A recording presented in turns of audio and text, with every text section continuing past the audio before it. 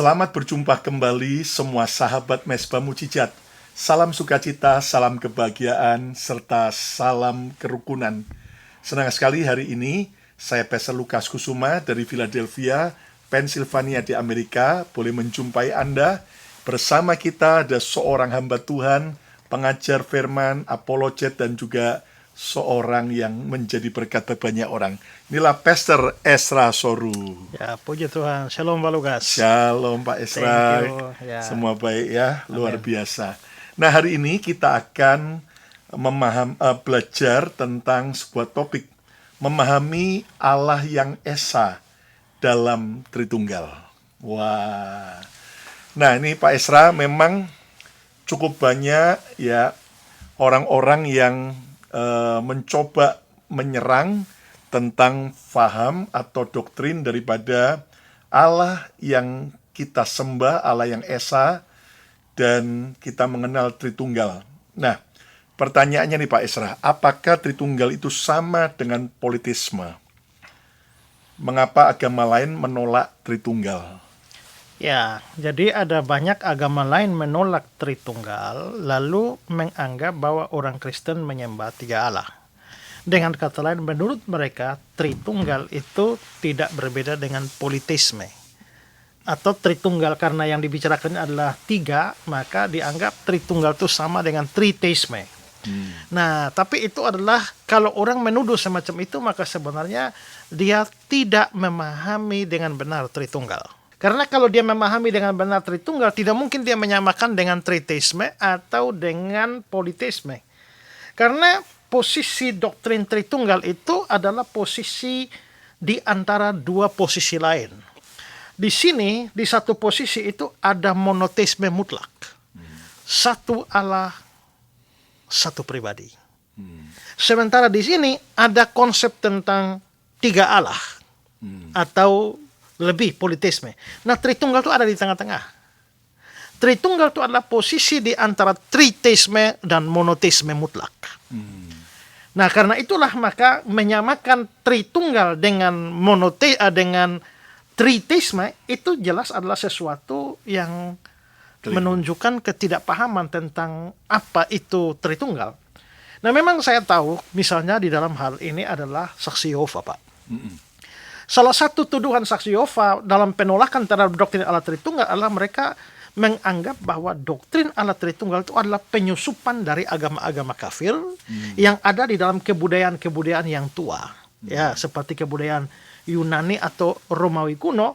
Lalu mereka mulai memberikan begitu banyak contoh bahwa di dalam berbagai macam kebudayaan kuno itu ada dikenal dewa-dewa tiga serangkai. Ya, dewa-dewa tiga serangkai itu misalnya dari Mesir kuno ada Osiris, ada Isis dan Horus. Sementara dalam Yunani misalnya ada Zeus, Poseidon dan Hades. Dari Romawi misalnya ada Jupiter, Juno dan Minerva. Mesopotamia juga punya dewa tiga serangkai yaitu Anul, Enlil dan Enki. Nah, karena dalam kebudayaannya ada dewa-dewa tiga serangkai itu, lalu saksi Yehova menuduh bahwa kalau begitu konsep Tritunggal yang diambil itu sebenarnya adalah penyusupan dari ajaran-ajaran kafir kuno ini, dewa-dewa tiga serangkai ini. Nah, hanya sebenarnya mereka terlalu melihat kesamaan saja. Ada tiga serangkai. Ini ada Anu, Enlil, Enki, Osiris, Isis, Horus. Seperti tadi Zeus, Poseidon dan juga Hades. Lalu akhirnya sama dengan Bapa, Anak, dan Roh Kudus. Dia hanya melihat tiganya itu, tetapi konsepnya itu harus diperdalam. Memang ada persamaan sampai di situ, tetapi apakah perbedaannya? Nah, ini yang penting ini. Ya kan? Apakah perbedaan? Nah, kebanyakan orang hanya melihat samanya saja, lupa perbedaan. Itu yang saya bilang. Kalau hanya lihat sama saja sampai taraf tertentu, monyet bisa mirip dengan manusia kan? Ya kan? Nah, lalu apakah kita harus mengatakan bahwa itu berarti manusia berasal dari monyet? Ada kesamaan, tapi ada lebih banyak perbedaan antara manusia dan monyet. Membuat kesimpulan logis adalah tidak mungkin manusia berasal dari monyet.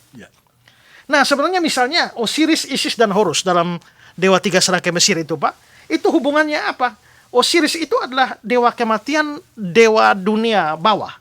Sementara Isis itu adalah dewi sihir.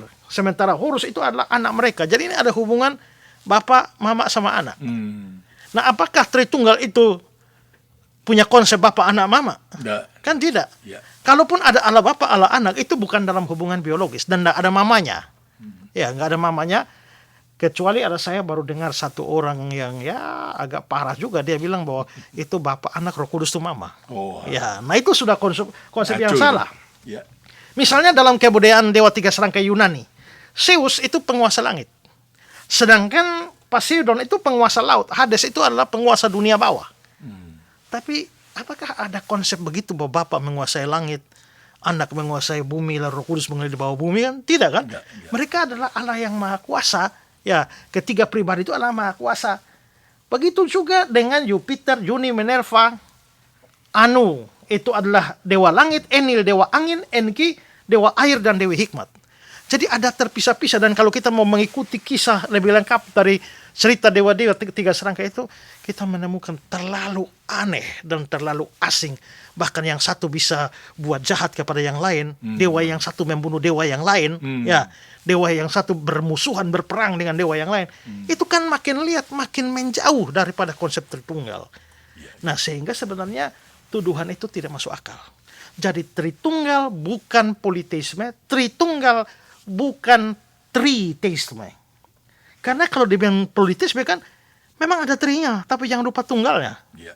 Bahasa Latinnya trinitas, tres, tiga, unus, satu. Nah, karena itu maka kita tidak bisa bilang bahwa ini pasti monoteisme ketat, karena ada tri.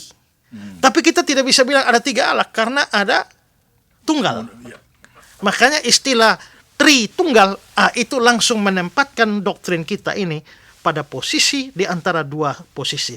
Monoteisme ketat yang dipegang Islam, misalnya, dan politeisme atau triteisme yang dipegang oleh agama-agama kafir kuno.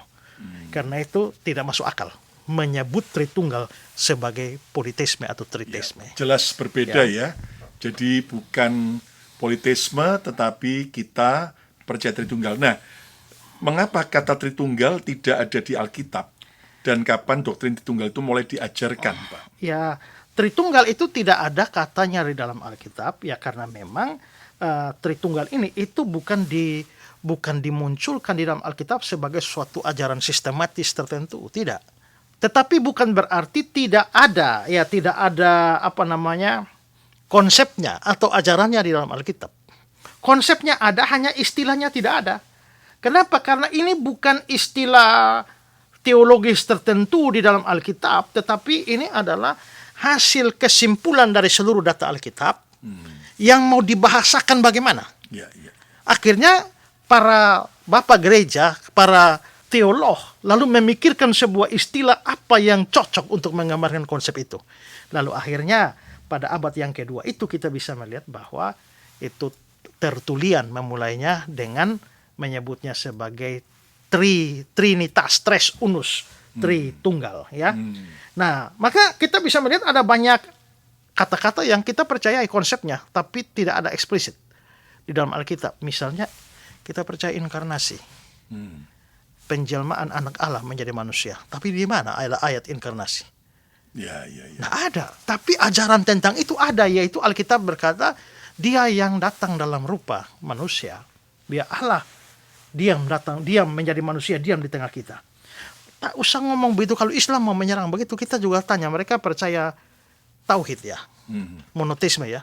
Apakah ada kata tauhid dalam Al-Quran? Nggak ada. Juga nggak ada. Ya. Kita percaya monoteisme. Apakah ada kata monoteisme di dalam Alkitab? Tidak. Tapi ajaran bahwa Allah itu esa ada. Ya.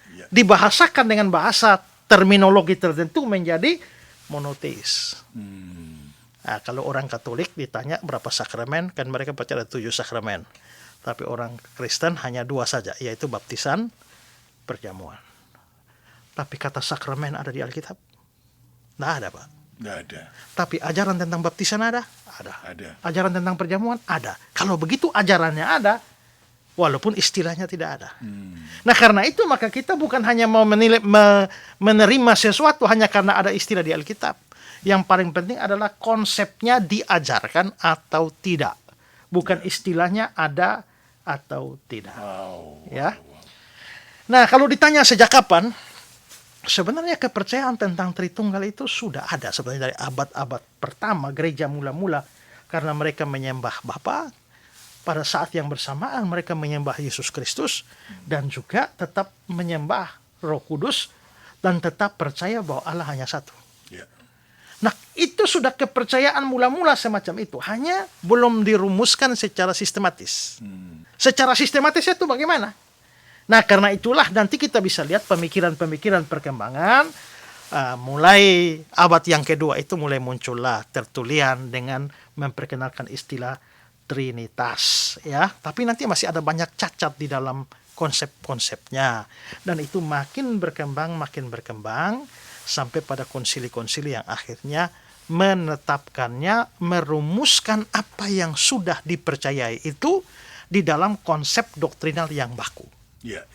Gitu. Jadi sebenarnya kepercayaan itu sudah ada sejak abad pertama, Bapak-bapak gereja. Wow. Ya, saya pernah membuat suatu buku dengan judul Apakah Doktrin Tritunggal Produk Konsili Nisea? Dan itu saya mendaftarkan begitu banyak pandangan dari Bapak-bapak gereja mulai dari tahun 160 Wow.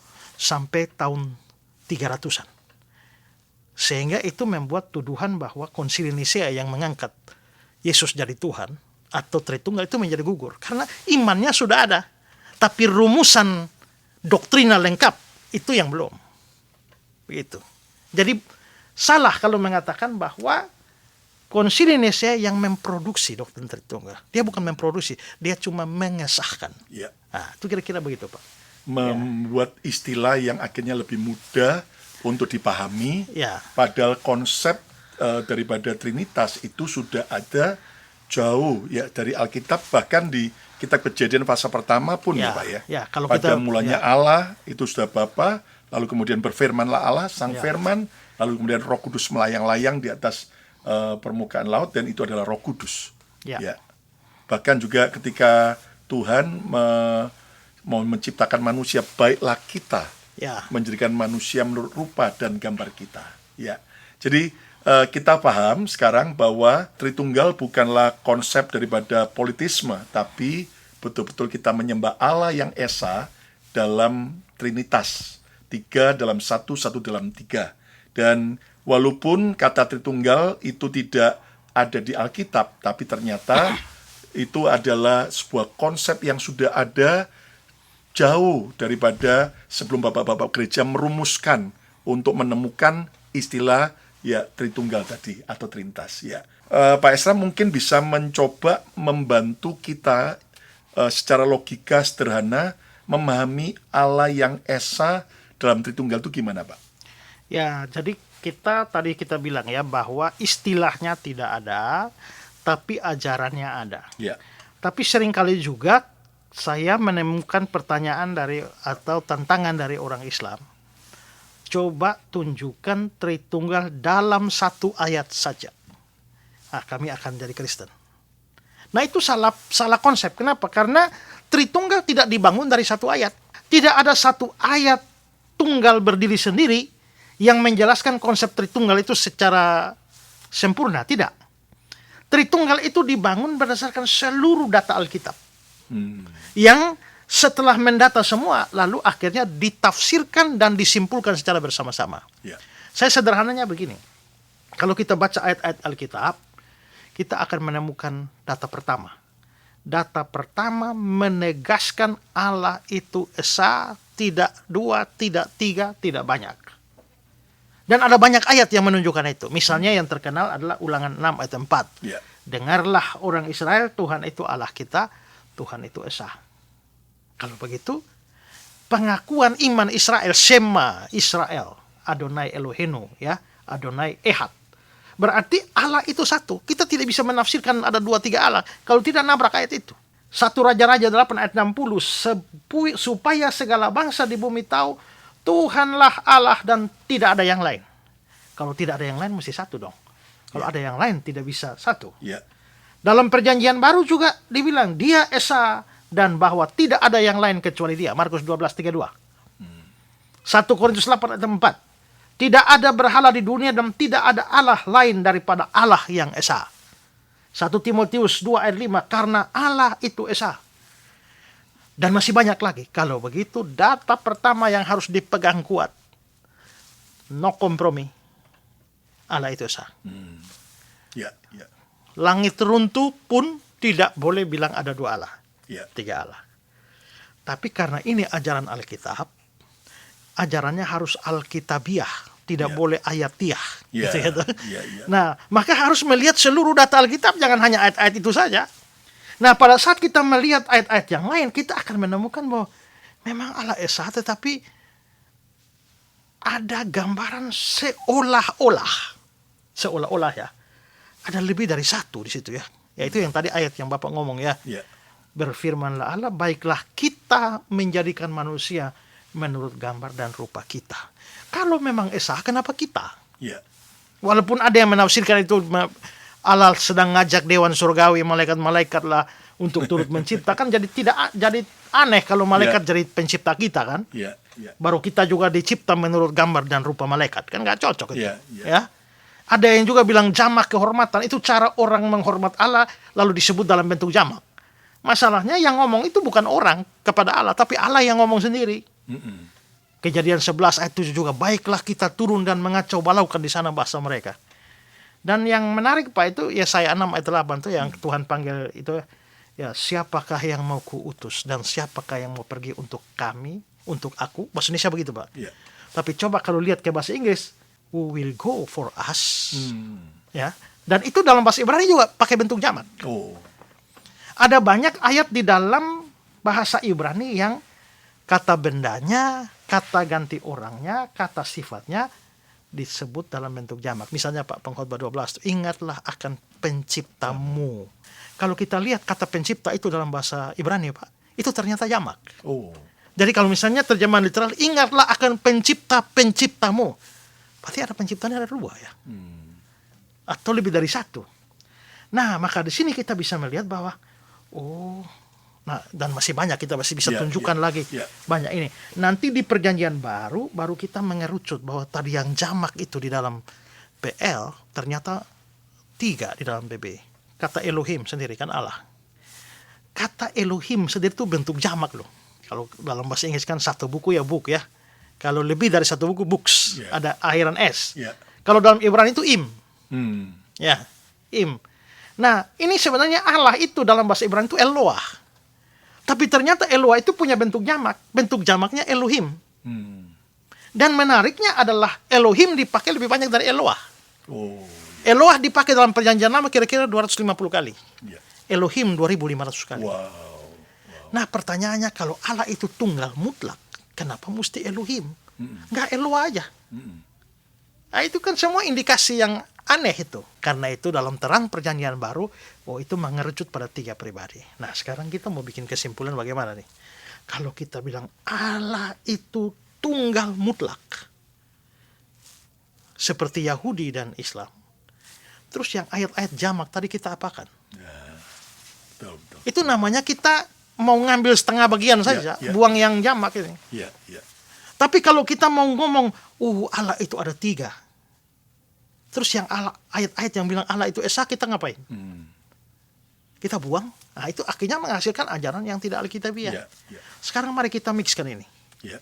Bagaimana 2 data, pertama Allah itu Esa, tapi ada 3 pribadi yang dibicarakan bersama-sama dalam segala kualifikasi yang setara. Simpulkan bersama-sama. Allah itu tunggal mutlak, kamu utamakan ini, abaikan ini. Allah ada 3, kamu utamakan ini, abaikan ini. Kalau gabung dua-dua, berarti mesti ada 3 pribadi dong. Ya. Ini 3 nih. Tapi karena yang ayat data pertama bilang itu tidak boleh ada 2, 3, maka ini Esa. Berarti ada yang Esa, ada yang 3. Apanya yang Esa, apanya yang 3? Nah, inilah lalu teologi yang membahasakan kalau begitu hakikatnya Esa, Esa, hakikat. pribadinya 3. Satu hakikat dalam 3 3 pribadi. pribadi. Wow. Ya. Sehingga ayat-ayat tentang keesaan tadi harus dipahami sebagai merujuk pada hakikat. Ya. Tapi ayat-ayat yang tadi ada jamak dan 3 itu mengacu kepada pribadi. Sehingga satu hakikat 3 pribadi lalu dirumuskan kalau begitu 3-1, 1-3, tres unus, trinitas, tritunggal. Akhirnya sampailah kita pada tritunggal. Istilahnya tidak ada, tapi semua itu diambil dari segala macam data. Betul. Sehingga akhirnya kita simpulkan, Tritunggal itu memang ajaran Alkitab. Ya, iya, iya. Kalau tidak, kalau kita tidak sampai pada Tritunggal, teologi kita pincang. Hanya utamakan satu. Disitulah salahnya Yahudi, Pak. Karena mereka nggak punya perjanjian baru, kan? Ya, ya, ya. Disitulah salahnya Islam. Ya, disitulah salahnya saksi Yehova. Karena mereka hanya sanggup atau hanya mengambil satu sisi saja. Ya, tapi lupa dan mengabaikan yang lain. Ya. Nah, kita orang Kristen membangun konsep teologi kita dari dasar Alkitab. Jadi adalah omong kosong bahwa itu dihasilkan dari dewa-dewa kafir sana. Ya, itu dihasilkan dari Alkitab. Ya, ya. Bahkan Tuhan Yesus akhirnya memberi perintah untuk kita membaptis orang yang percaya kepada Yesus dalam nama Bapa dan Putra, Anak dan Roh Kudus. Ya. Ini adalah merupakan sebuah ucapan yang betul-betul sangat jelas dari Tuhan Yesus tentang Trinitas itu ya. Nah, menariknya begini, Pak. Kalau dalam bahasa Inggris mestinya karena ada Father, Son, and the Holy Ghost, Holy Spirit, harusnya baptizing them in the names. Jamak ya. Harusnya kalau ikut tata bahasa kan harus jamak. Ya, ya. Tapi ternyata kalau lihat bahasa Inggris, in the name, tunggal, baru Father, Son, and the Holy Ghost. Wow. Dalam itu cocok dengan bahasa Yunani karena jamaknya dalam nama jamaknya bahasa Yunani itu harusnya onomata. Tapi ternyata dia bukan pakai onomata tapi onoma, tunggal. Kalau begitu Bapa, Anak, Roh Kudus kan otomatis 3 tuh. Yeah. Tapi karena bentuk tunggalnya onoma, name, ini berarti 1 nih. Berarti ada 1-nya, ada 3-nya. Wow. Nah, makanya itu Tritunggal. Jadi Tritunggal itu basicnya pada Alkitab kuat sekali. Nah, itu logikanya bagaimana kita sampai pada doktrin Tritunggal. Ya. Apakah ada ilustrasi yang mendekati tentang Tritunggal itu, Pak? Pertama-tama, salah satu keunikan Tritunggal itu adalah tidak bisa diilustrasikan. Wah. Kenapa? Karena Allah bilang bahwa Allah itu adalah Dia yang tidak sama seperti apa-apa. Ya, tidak ada yang sama seperti aku. Dengan apa kau umpamakan aku? Seolah-olah kami sama. Berarti konsep Tritunggal yang sesungguhnya itu tidak ada satu ilustrasi yang bisa menggambarkan secara sempurna konsep itu. Yeah. Ada ilustrasi bisa dipakai, tapi dia coba menyatakan satu aspek tertentu.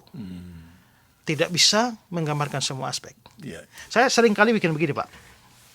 Kalau misalnya saya ajar seorang anak 5 kali 5, 25. Besok saya nanya 5 kali 5, dia bilang 20. Nah, saya masih sabar, Pak. Saya ngajar 5 kali 5, 25. Besok tanya lagi 5 kali 5 berapa? 10. Nah, saya masih sabar lagi. Ulang-ulang begitu marahlah saya. Saya bilang, kamu ini kerbau saja kau ini. Waktu saya bilang kamu kerbau, apa yang saya maksudkan? Apakah saya memaksudkan dia sama persis di dalam semua hal dari kerbau? Berarti dia ada tanduk, dia kaki 4. Tidak. Hanya menyatakan aspek tertentu. Otakmu itu kayak otak kerbau. Hanya otaknya saja. Kakinya tidak. Tanduknya tidak. Memang biak tidak. Nah, begitu juga. Kalau kita mau bikin ilustrasi itu hanya menyentuh satu aspek. Tapi begitu diterapkan pada aspek lain nggak cocok lagi. Nah, saya untuk sederhananya begini, Pak. Saya satu kali mau mengajar tentang Tritunggal untuk anak SMA. Akhirnya saya mampir di pasar beli salak. Di depan kelas itu saya buka kulitnya. Saya ambil siung pertama. Ini apa adik-adik? Salak. Kakak taruh di sini ya. Nah, yang ini salak. Yang ini salak. Ini salak, ini salak, ini salak. Ada berapa salak adik-adik? 1, 2, 3. Berapa? 3. Nah, sekarang kakak ambil kembali ya. 1, 2, 3. Lalu kulitnya kita lem kembali. Berapa salak adik-adik? 1. Masing-masing berdiri sendiri salak. Begitu digabung bukan 3 salak. Tapi 1 salak. Tetap 1 salak. Kalau begitu, yang ini bukan ini, yang ini bukan ini. Tapi jenisnya sama, yaitu salak. Nah, itu hakikatnya sama. Wow. Nah, memang ada kelemahan, Pak, karena siung yang ketiga itu lebih kecil. Nah, tapi itu kan aspek lain kan? Ya, ini hanya ilustrasi yang saja. Memang walaupun tidak bisa sempurna, juga seringkali orang menganalogikan juga tentang matahari ya. Tapi, satu matahari ada terangnya, bendanya ada cahaya. Tapi ada kelemahan, Pak. Kelemahannya adalah cahaya tanpa panas dan tanpa helium bukan matahari. Helium tanpa panas dan tanpa sinar bukan matahari. Berarti matahari itu harus gabungan ketiganya. Tritunggal nggak begitu. Kalau ikut begitu maka Bapa tanpa Anak tanpa Roh Kudus bukan ada. Padahal sini Bapa sendiri tanpa dua itu Allah. Ya. Masing-masing berdiri sendiri Allah. Ya. Gabung bukan tiga, tapi satu. Itu kayak tadi itu berdiri sendiri salah. Gabung bukan tiga salah. Wow. Atau saya pakai ilustrasi lain yang saya dengar dari Pak Thong. Ya. Bapak orang Kristen, saya orang Kristen, Usana orang Kristen. Kristen. Yang sana punya Alkitab, dia orang Kristen punya Alkitab, Bapak orang Kristen punya Alkitab, saya orang Kristen punya Alkitab. Bolehkah kita simpulkan bahwa orang Kristen punya 3 Alkitab? Enggak. Enggak. Satu Alkitab. Satu Alkitab saja Kristen. Kalau begitu, tapi jenis bukunya 3 itu. 1, 2, 3. Tapi jenisnya sebagai Alkitab cuma 1. Iya, iya. Nah, karena itu maka Bapa bukan anak. Anak bukan Roh Kudus. Roh Kudus bukan Bapa. Bapa Allah, anak Allah, Roh Kudus Allah. Masing-masing berdiri sendiri Allah. Begitu digabungkan, bukan 3 Allah. Wow. Keren. Ya. Jadi ini membantu kita untuk bisa memahami bahwa memang, saudara, Tritunggal itu sudah ada dalam pelajaran Alkitab dan akhirnya disimpulkan oleh bapak-bapak gereja. Dan tadi Pak Esa sudah menjelaskan dengan begitu luar biasa bahwa Bapa bukan anak, anak bukan Roh Kudus, tetapi ketiga yang Esa, itulah yang kita sembah. Nah, sekarang Pak Esra mungkin Bapak bisa menyampaikan closing daripada episode kali ini. Ya, tadi saya sudah bilang bahwa doktrin Tritunggal itu berada di antara posisi yang pertama monoteisme ketat, yang kedua adalah triteisme. Nah, kalau begitu Tritunggal itu adalah satu konsep yang sangat unik di dalam kekristenan. Dan karenanya kita harus bersyukur bahwa kita mempunyai suatu konsep Allah yang berbeda, tidak sama dengan yang ada di dalam agama manapun. Agama lain percaya ada banyak Allah, ada 3 Allah. Agama lain hanya satu Allah secara mutlak dengan satu pribadi. Tapi kita adalah satu pribadi, satu hakikat di dalam 3 pribadi yang Esa itu. Nah, kayaknya kok sukar ya. Justru karena sukar itu menunjukkan bahwa ini Allah yang benar. Amin. Kalau ada Allah lalu umatnya gampang memahami dia, gampang masuk di akalnya, pertanyaannya sebenarnya akalnya lebih besar dari Allahnya atau Allahnya lebih besar dari akal? Yeah. Ternyata Allah kita tuh lebih besar dari akal. Karena itu kok sukar, itu masuk akal. Dan itulah Allah yang benar. Ya, jadi bersyukurlah bahwa Allah kita sukar dipahami dan itu menunjukkan dia Allah yang benar. Wah, luar biasa ya. Sebuah pencerahan bagi setiap kita. Itu sebabnya hari ini siapapun Anda yang menyaksikan program ini, mari kita percaya tentang Trinitas. Kita menyembah Allah yang Esa dalam 3 pribadi. Satu Allah dalam satu wujud, tetapi dalam 3 pribadi itulah Bapa, Anak, dan Roh Kudus. Dan keselamatan tidak ada pada yang lain kecuali jika kita percaya Yesus sebagai Tuhan dan Juru Selamat. Hari ini kalau ada saudara yang belum percaya Yesus, ayo segera buka hati, terima Yesus sebagai Tuhan dan Juru Selamat, dan minta ampun atas setiap dosa kita, dan ikut Yesus. Dan bagi Anda yang sudah lama mundur, tinggalkan Tuhan, ayo kembali datang pada Yesus dan kembali ke gereja, sehingga betul-betul kita mendapatkan keselamatan di dalam Yesus Tuhan. Ya, terima kasih buat Pak Esra. Kita percaya program ini menjadi berkat, dan jika Anda diberkati, jangan lupa Anda share kepada teman-teman Anda, dan juga pencet like-nya, jempolnya, dan juga komen yang baik, serta subscribe YouTube channel Bethany Miracle Center, dan juga subscribe YouTube daripada Pak Esra. Esra Alfred Soro. Ya, puji Tuhan. Ya, sampai berjumpa kembali. Tuhan Yesus memberkati. Shalom.